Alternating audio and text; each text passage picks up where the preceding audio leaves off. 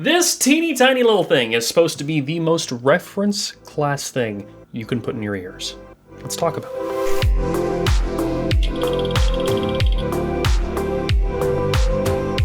This is the Crin-Ear Reference, the latest thing from longtime IEM reviewer, now IEM manufacturer, Crinical. Now, the most reference, the most flat, that is kind of a loaded statement, and if you really want to know more about that, you should check out a video on the Headphone Show where Griffin, listener, talks about sort of a timeline of what people considered reference and where this sits in that timeline. I'm going to put a link to their video down in the description. Now, I'm not going to go too far into build and ergonomics because ear shapes just are wild. They're all over the place. So maybe these will fit your ears, maybe they won't. I mean, here's one next to the Mega 5 EST and then next to the Prisma Lux. IEM's just all very wildly in terms of shape, so if it fits, it fits. If it doesn't, it doesn't. What I can tell you is these nozzles are fairly average. They're around 6mm, which is about the same as the Mega 5 EST and IEM that I really like. And right off the bat, I'm just gonna say it. This is way more reference than every other IEM I've tried. But does that mean I like it more?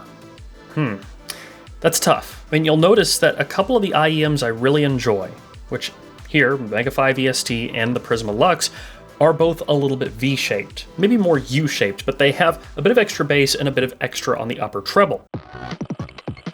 DMS will be right back after this commercial break. I'm wearing a gaming headset, and this is a gaming mouse.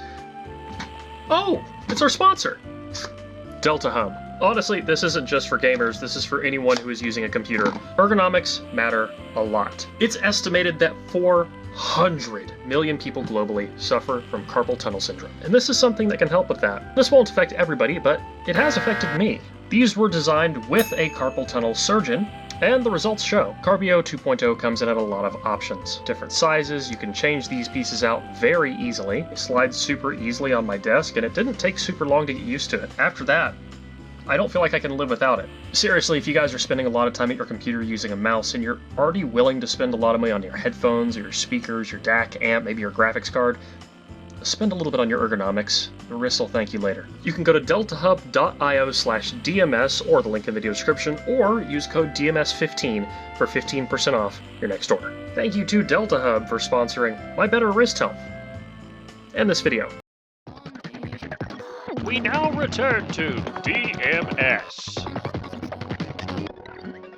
This is where we're going to get into the joys of head-related transfer function. Let me explain this graph first, and then I'm going to explain a little bit more of what I'm talking about. On this end, we have the bass, here we have the mids, and here we have the treble, the more sizzly high parts of the sound. The higher up it goes, the higher the treble. The farther down it goes, the deeper the bass. And this gray area is the average listener preference. It's actually a pretty wide band. It's based on the Harman research and some other papers, and whether you like less bass, more bass, less treble or more treble, this is going to suit the vast majority of people's tastes, and people will perceive something in this band as having higher sound quality. And you can tell the reference runs right through the middle of this band. We're pretty much dead even on the center of the bass. We're a little bit warmer in the low mid range, but it keeps a linear downslope. Tiny bit of a bump right here at 1 kilohertz. And through the treble, it's really just going to vary depending on what tips you're using, and this does come with a lot of tips. This is actually an average based on different types of placement and ear tips that come with this, which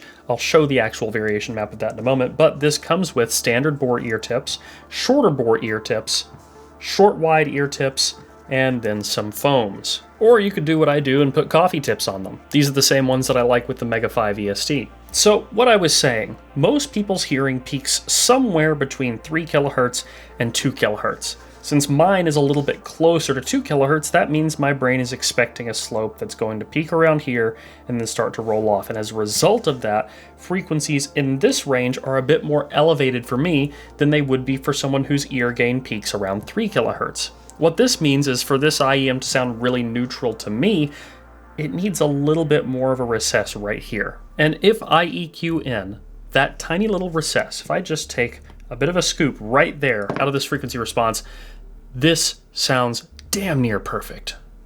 Like one of the best things that I've ever put in my ears. But this specific feature also explains why I tend to like things that have a bit more here, and a bit more here, because it's kind of naturally creating a dip in this range. That's something we see on the Mega 5 EST and on the Lux because they have a bit more upper treble. And something as neutral as the cranial reference really makes it more apparent how my HRTF needs that recess. And that's where reference and the idea of what's truly neutral gets very complicated. There was this insane idea for a long time people had, and some people still do, they're living like 30 years in the past, that if something is neutral, it means that it's boring or flat or really bright. But the truth is that a flat speaker then put into a pretty well-treated but average room is going to down tilt like this. It's going to be a little bit more bass focused. It's going to be very fun and a full, rich sound. And people tend to think, it shows in the research, that when something is more neutral, it sounds higher quality.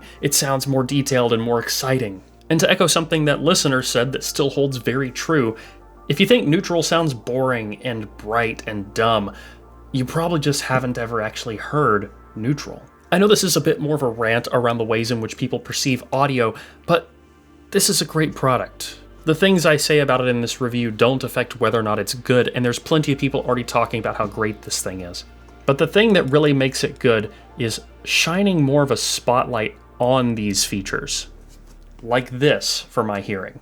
Or bringing more community awareness to the wider discussion of, well, what is actually reference? And yeah, Chronicle knocked it out of the park.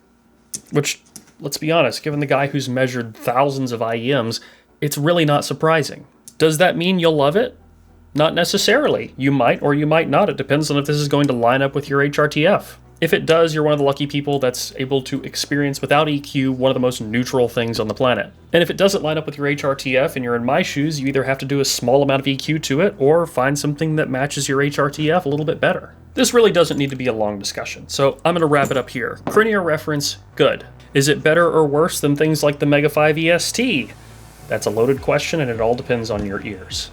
I definitely can with confidence say this is notably better than a lot of the multi-kilobuck IEMs out there on the market, which just goes to show again that good sound is getting cheap, cheap sound is getting good, price does not correlate with sound quality, and vote with your wallet. Catch you guys soon. Peace.